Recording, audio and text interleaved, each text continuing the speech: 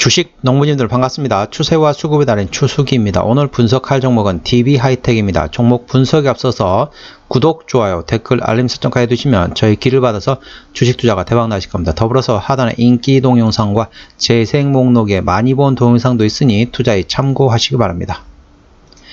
예, DB하이텍 생각나면 하는 게 이제 우리 보통 보면 파운드리 하는 회사라고 보시면 돼요. 반도체 파운드리. 그러니까 반도체는 종합 반도체하고 설계만 하는 팹리스가 있고, 그 다음에 생산만 하는 파운드리가 있습니다. 예, 예를 들면 삼성전자, SK하이닉스는 종합 반도체이고요. 그 다음에 예를 들면 대표적인 게 미국의 인텔 같은 경우는 설계만 하죠. 그리고 동사 같은 DB하이텍 같은 경우는 어떻습니까? 물건만 만들고 있습니다. 그래서 파운드리, 팹리스, 그 다음에 파운드리, 종합반도체 이렇게 보시면 되겠습니다. 내용 먼저 말씀드리겠습니다. 리포트 내용인데요. NDR 설명회, NDR이 이제 투자 설명회죠. NDR 후기입니다. 2023년 OP 마진, 즉 영업이익률이 20% 이상을 유지하겠다. 국내 유일 8인치 전문 파운드리 전문 업체이다. 기존에는 파운드리 사업부와 팹리스 사업부를 병행했지만 2023년 5월 팹리스 사업부를 자회사로 물적 분할하였다. 노동, 인권, 환경, 안전, 보건, 윤리 상담 윤리 중심의 ESG 경영을 하겠다고 했다. 2022년부터 ESG 경영 보고서를 발간하며 ESG 경영에 적극적인 모습을 보이고 있다. 2분기에는 전분기 대비 실적 성장의 배경은 DDI에 기인한다. 2022년 하반기부터 진행된 DDI 재고 조정으로 팹리스, DDI가 팹리스입니다. 팹리스, 즉 DDI는 2023년 하반기 성수기를 대비하여 재고를 축적했기 때문이다. 하지만 전방의 수요 부진 및 재고 조정 2분기 말부터 가동률이 다시 하락하는 흐름을 보이고 있다. 이제 반도체주를 항상 제가 말씀드리고 있죠. 이제 제 방송을 계속 보신 분들은 또 그 소리냐 라고 말씀하시겠지만은 처음 들으신 분들을 위해서 말씀드립니다. 삼성전자 반도체 사업부는 올해 4분기, 그리고 SK하이닉스는 내년 1분기부터 턴어라운드 합니다. 삼성전자는 당연히 흑자죠. 네, 삼성전자의 반도체 사업부만 따로 떼면 현재 적자입니다. 그를 올해 4분기부터 흑자전환 되고 SK하이닉스도 내년 1분기부터 흑자전환 된다는 거죠. 그러면서 반도체주들 반도체들도 동반해서 그때 움직인다고 보시면 되겠습니다. 참고하시기 바랍니다. DB하이텍도 어느 정도 그 영향을 미칠 수밖에 없겠죠. 자, 이 종목 같은 경우는 차트적으로 보시게 되겠습니다. 추세적으로 보시게 되면은, 자, 지지대는 51,000원 되겠습니다. 51,000원의 지지대이고, 자, 1차 저항 때는 58,000원, 2차 저항 때는 67,000원 되겠습니다. 자, 51,000원의 지지대를 이탈하게 되면은 그 밑에는 45,000원이 되겠습니다. 자, 51,000원, 자, 45,000원의 지지대가 있고, 그 위로 저항대는 58,000원, 그리고 67,000원이 되겠다는 걸 참고하시기 바랍니다. 그리고 이제 중요한 거는 제 동영상 맨 마지막에 있기 때문에 거기에 또 다른 지금 이제 이 사업 말고 지금 이제 쉽게 말하면은 이 사업 말고 다른 이슈가 있기 때문에 끝까지 동영상 참고하시기 바랍니다.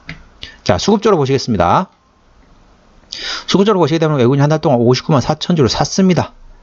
지금도 계속 사고 있는 기조죠. 아까 보셨던 것처럼 실적이 그렇게 별로 안 좋은 것 같은데 왜 이렇게 외국인이 계속 사지? 동영상 맨 마지막에 그 내용이 있기 때문에 참고하시기 바랍니다. 기관 같은 경우는 한 달 동안 53만 2천주를 팔았습니다. 자, 외국인은 계속 사고 기관은 계속 팔고, 그렇죠? 금투가 지금 팔고 있죠? 자, 보험 같은 경우도 팔고 있고요. 투신도 팔고 있습니다. 연기금은 현재 트레이딩하고 있고요. 사모펀드는 별로 관심 없는 것 같습니다. 그래서 전반적으로 기관은 다 팔고 있다. 그래 보시면 되겠습니다. 자, 신용비율 같은 경우는 3.35%, 이 정도면 상대적으로 양호한 편입니다. 신용비율은 고점에서 단발적인 이슈로 인해서 주가가 급락 시 신용에 대한 담보 부족으로 해서 반대면 물량이 나오기 때문에 확인하는 건데 3%대까지는 상대적으로 안정적이다. 4%부터는 다소 불안정하다. 그리고 다소 리스크가 있다. 물론 2%대, 1%대, 0%로 갈수록 더 안정적이겠죠.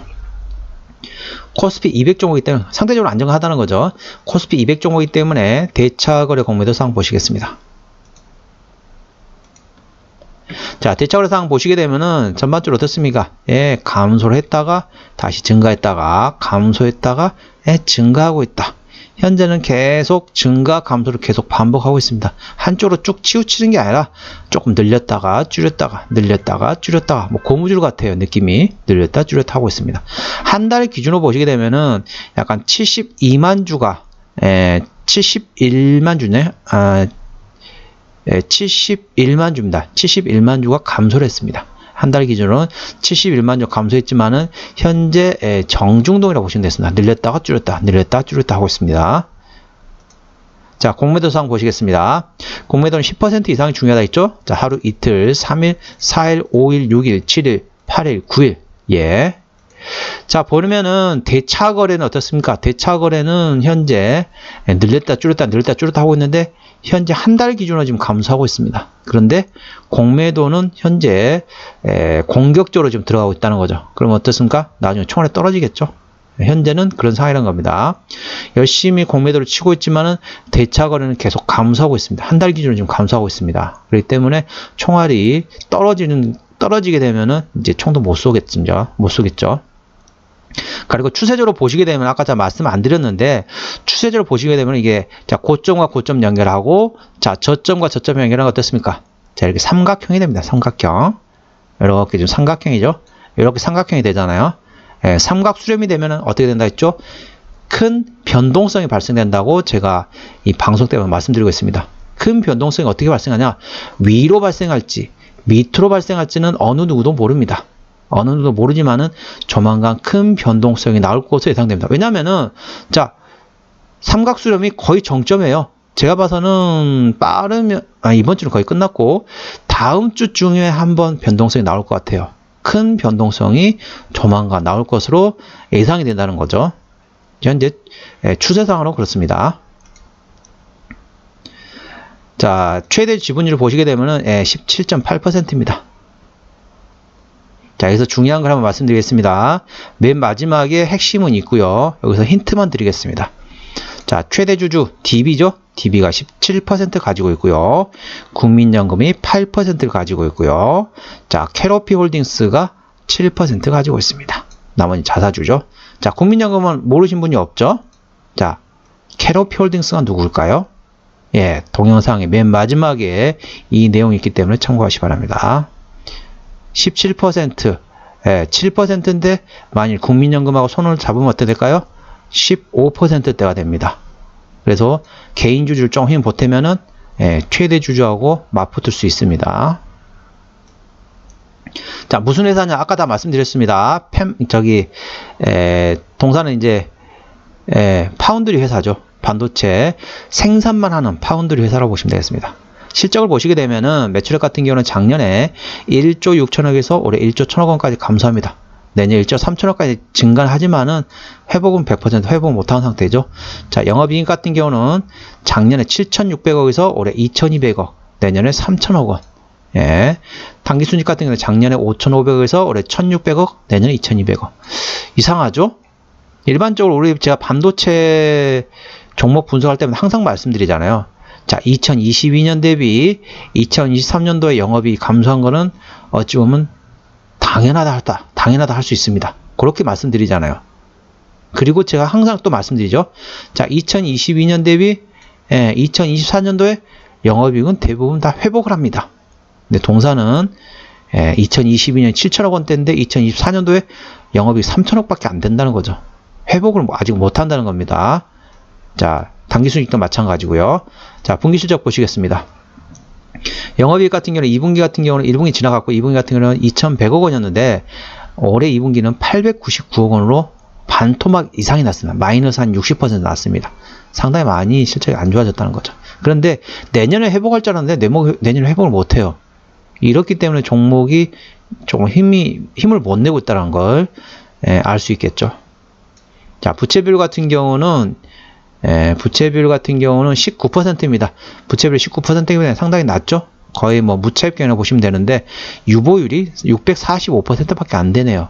그렇기 때문에 재무적으로는 일반적 수준이라고 보시면 되겠습니다. 재무적으로 좋다고 볼 수는 없겠습니다. 왜냐면은 유보율이 1000% 미만이기 때문에 물론 부채비율이 낮아서 좋긴 하지만은 유보율도 낮아요. 때문에 뭐 일반적인 수준이라고 보시면 되겠습니다. 영업이익률 같은 경우는 내년 실적 기준으로 23.1% 되시겠습니다. 이 일반 제조업이 5에서 8%인 걸 감안하게 되면은 약간 3배 반 정도 되겠죠. 3배 반 정도 되면 영업 EPS 관련돼 가지고 PR 좀 많이 줘야겠죠. EPS 같은 경우는 5,104원, BPS는 43,565원입니다. 자, 5,104원은 전부 EPS, BPS 전부 다 내년 실적 기준입니다. 또 어떤 분이 작년 실적 기준으로 또 여쭤볼 수 있기 때문에 말씀드립니다. 내년 실적 기준으로 전부 다 PR, PBR이 된다는 걸 참고하셔야 합니다. 과거에 지나간 거는 버스가 떠나가지고 한참 가고 있는데 그 뒤만 보면 뭐합니까? 앞을 보고 운전해야 되죠. 운전을 할 때 앞을 보지 뒤를 봅니까? 물론 후진할 때는 뒤를 보겠지만은 버스는 앞으로 가잖아요. 앞으로 가기 때문에 앞을 봐야 됩니다. 지나간 과거는 그냥 과거일 뿐입니다. 자, 5,104원이기 때문에 한번 이 PR 한번 재볼까요? 5,104원입니다. 내년 실적 기준으로. 5,104원이면은 PER로 한 9배 수준이네요. PR 9배 수준입니다. 적정 주가 밸류에이션은 PR 한 20배에서 25배 정도 적정합니다. 현재는 PR 9배이기 때문에 밸류에이션은 지금 싼 가격대다. 현재 주가는 싼 가격대라는 걸 참고하시기 바랍니다. 자, 기업 기어로 들어가겠습니다. 기업 기어로 들어가서 어디서 매출이 나오느냐? 반도체. 관련돼서 파운드리 아까 한다겠죠? 이 회사는 설계는 하지 않고 제조만 하는 전문 회사가 되겠습니다. 그렇게 보시면 되죠. 대만에 TSMC가 있잖아요. TSMC. 영어로 발음하기 힘들잖아요. 우리나라 말로 대만 반도체가 되겠습니다. 타이완 반도체. 대만 반도체. TSMC가 대만 반도체입니다. 이 TSMC가 동사하고 똑같은 파운드리 전문 회사라고 보시면 되겠습니다. 한때는 삼성전자 시총을 뛰어넘었었죠. 상당히 시총이 컸었습니다. 그리고 관련돼 가지고 CEB는 2012년도에 마지막 했기 때문에 매물도 없고 나올 가능성도 현재로서는 그리 높지 않습니다. 왜 그러냐면은 아예 없다고 볼 수 없는 게 유보율이 그렇게 높지 않아요. 그렇기 때문에 가능성은 조금 일부 열어두시기 바랍니다. 아예 없다고 볼 수는 없겠습니다. 유보율이 1000% 이상으로 안정적이다. 그러면 제가 유상증 할 가능성이 거의 없다. 그렇게 말씀드릴 수 있는데 그 수준은 아니기 때문에 그렇게 말씀드리도록 하겠습니다. 관련된 자회사 이런 회사들이 있습니다. 무역업을 하는 회사가 있는데 DB 하이텍 USA. 그러니까 이게 무역업을 한다기보다는 이제 뭐라고 해야 될까요? 이제 그러니까 물건을 만들어 가지고 이송하면은 뭔가 그 현지 법인이 있어야 될 거 아닙니까? 그 현지 법인이라고 보시면 되겠습니다. 그리고 DB 메탈, DB 월드, DB 하이텍 USA 아까 말씀드렸고 동부칠구 이런 회사도 있네요. 참고하시기 바랍니다. 자, 그럼 본론 한번 들어가 보겠습니다. 자, 이제까지는 다 서론이었어요. 여기서 한번 변동성이 발생된다 하겠습니다. 다음 주쯤에 어떤 변동성이 나올지는 모르겠지만은 한번 정리 한번 해보도록 하겠습니다. 자, DB 하이텍 오늘 종가 52,700원입니다. 자, 수급적으로 외국인이 핸들링하고 있는데 현재 순매수하고 있습니다. 외국인이 왜 사고 있을까요? 외국인이 실적도 아까 보셨던 것처럼 실적 컨센서스가 좋은가요? 이 회사가? 올해 실적이 안 좋은 건 당연해요. 어찌 보면 반도체 업황 전체가 안 좋습니다. 그런데 내년에 대부분의 반도체 회사들은 어떻다? 내년에는 다 이렇게 실적이 좋아지거든요. 대부분 회사들이 작년 수준으로 다 올라갑니다. 그런데 동사는 그 수준까지 안 돼요. 근데 외국인이 왜 살까요? 이상하다. 아니 실적이 좋아지는 것도 아니고 이 회사가 뭐 그렇게 뭐 배당을 많이 주는 회사도 아니고 왜 샀을까? 이해가 안 가죠? 말씀드리도록 하겠습니다. 자, 일단 기본적 분석상으로는 22년 대비 23년 영업이익이 마이너스 71.1%. 그리고 내년에 회복을 하지만은 22년 수준까지는 안 된다는 거죠. 실적이 내년에 조금 좋아지긴 하지만은 그냥 뭐 약간 증가하는 정도입니다. 그래서 이렇게 22년 대비 71.1% 되고 내년에 2022년 실적으로 회복되는 게 대부분의 반도체 회사인데 동사는 그렇지를 못한다는 거죠. 그런데 외국인이 왜 살까요? 자, 이 내용이 들어있습니다. 모멘텀으로는 자, KCGI가 뭐죠? 강성부 펀드죠. 예, 강성부 펀드가 주주 소환 공개에 강세를 보였다. 그래서 어떤 내용이냐? 최근에 나왔던 내용이 뭐냐면 경영권 분쟁도 불사하겠다. 그래서 보면은 이상하다. 아까 주주 내용 보셨죠? DB하이텍 주주에 KCGI가 있던가요? 없습니다. KCGI는 없습니다. 그러면 어디로 들어왔냐? 자, 캐로피 홀딩스입니다. 캐로피 홀딩스. 이름을 캐로피 홀딩스로 해가지고 투자를 했어요. 왜냐면 강성부 펀드라고 하면은 KCGI라고 하면은 뭐 느낌이 뭐 몰래 잠입해야 되는데 나 여기 있어 하고 가면서 떠들면서 가는 것처럼 느낌이 되잖아요. 그래서 캐로피 홀딩스라는 이름으로 강성부 펀드가 여기 회사 투자를 했습니다. 그래가지고 공개선언을 했습니다. 뭐라고 공개선언을 했냐? 자, 자사주를 소각해라. 자, 자사주를 소각하고, 자사주 소각하면 어떻게 될까요? 자사주를 소각하게 되면은 본인들 지분이 올라가겠죠, 전반적으로. 그리고 이제 나중에 혹시 모르죠. 이제 자사주를 가지고 가끔 그런 회사들 있잖아요. 우리 자사주와 참고적으로 말씀드리게 되면은 자사주 같은 경우는 의결권이 없습니다. 주총장에 가가지고 투표를 하잖아요. 뭐 어떻게 합부를 하잖아요. 그런데 자사주 같은 경우는 의결권이 없습니다. 투표권이 없다는 거죠. 그래서 어떻게 하냐? 대부분 회사는 어떠냐? 자사주를 맞교환합니다. A라는 회사 자사주를 B라는 회사한테 팔고 B라는 회사의 자사주를 A라는 회사에 팝니다. 그럼 자사주를 그러니까 우리 쉽게 말하면은 우군이라고 하죠. 우군한테 팔아가지고 이번에 투표하게 되면은 찬성 누르세요. 당신네 나중에 하게 되면 우리가 찬성 누를게요. 그런 거죠. 그러면서 자사주를 다른 사회에 매각하면서 우군을 만들 수 있기 때문에 자사주를 소각하라는 거죠. 자사주를 소각하고 새로운 이사회를 구성해라. 그렇게 했습니다. 그래서 이제 이렇게 가지고 이제 DB하이텍하고 KCGI 강성부 펀드죠. 둘이 한판 붙을 상황이죠. 예, 그렇게 지금 준비하고 있다는 거죠. 예, 현재 최근에 나왔던 이슈인데 물론 조금 지나긴 했어요. 지나긴 했지만은 아직까지 그거에 대해서 불이 꺼지지 않았습니다.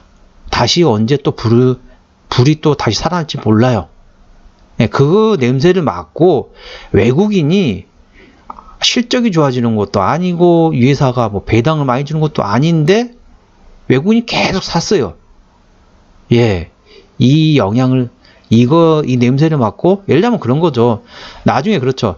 우리 그러면은 이제 막 경영권 분쟁처럼 하다가 나중에 그러겠죠. 지주사 DB한테 그랬죠. 우리 배당금을 지금보다 훨씬 많이 늘려줘라. 뭐 그런 식으로 한다든지 그래서 중간에 어느 정도 서로 간에 이제 협의를 하겠죠. 그러면서 배당을 받고 이제 또 떠나고 다른 데 또 가서 주총장 가고 또 하는 거죠. 이런 식으로 하는 거죠. 그렇기 때문에 외국인이 그 냄새를 맡고 간 게 아닌가. 저는 개인적으로 그렇게 판단하고 있습니다. 자, 추세적으로 보시게 되면은 차트 추세는 RSI는 41.3입니다. 과열구간인 70까지는 충분한 여유가 있습니다. 수급 추세 머니플로 인덱스는 39.5이기 때문에 과열구간인 80까지는 충분한 여유가 있겠습니다. 그러니까 여기서 차트 추세는 현재 상당히 많이 남았어요. 침체 구간이 30이거든요. 39분에 사서 79분에 팔라고 제가 말씀드렸잖아요. 그렇기 때문에 현재 상당히 차트적으로는 상승할 구간이 상당히 많이 남아있다는 거죠. 그리고 수급 추세도 역시 40 밑에이기 때문에 과열구간 80까지 충분한 여유가 있다는 거죠. 그렇기 때문에 여기는 기관이 들어올 수 있는 텀이 남아있다는 겁니다. 외국인은 거의 들어왔어요. 외국인은 들어올 만큼 들어왔고 기관이 아직 안 들어왔기 때문에 수급 추세 머니플로 인덱스는 아직까지 39.5밖에 안 됩니다. 그러니까 수급이나 차트나 전부 다 상승할 수 있는 여력이 충분히 있다는 걸 참고하시기 바랍니다. 볼린저 밴드 상단은 53,400원, 하단은 49,700원, 저항대는 58,000원, 지지대는 51,000원이 되겠습니다. 자, 볼린저 밴드 같은 경우는 객관적인 보조 지표라 보시면 되겠고요. 저항대하고 지지대 같은 경우는 추수기에 주간이 들어갔다는 점 참고하시기 바랍니다. 그렇기 때문에 차트 추세나 수급 추세나 전부 다 상승 여력이 충분히 남아있다는 거죠. 그래서 KCGI 강성구 펀드가 캐로피 홀딩스를 통해서 어떻게 지금 움직이는지 A 주시하시기 바랍니다. 이게 어찌 보면은 가장 재밌는 게 뭐 그런 얘기 있잖아요. 남의 집 뭐 싸움하는 거 구경하는 게 제일 재밌다라고 보통 얘기를 하잖아요. 강성구 펀드하고 그다음에 지주사 DB하고 서로 싸움이 일어나면은 구경한 사람 돈만 챙기면 돼요. 주가가 오르면은 그만큼 오른 거에 대해서 돈만 챙기면 됩니다. 굳이 여기 싸움에 굳이 낄 필요 없이 주가가 쭉쭉 올라가잖아요. 그러면 오른 만큼 돈만 챙기고 땡큐 하고 나오시면 됩니다. 그 점 참고하시기 바랍니다. 그럴 가능성도 있다는 거, 100% 그렇다는 건 아니고요. 가능성이 있다는 걸 말씀드립니다.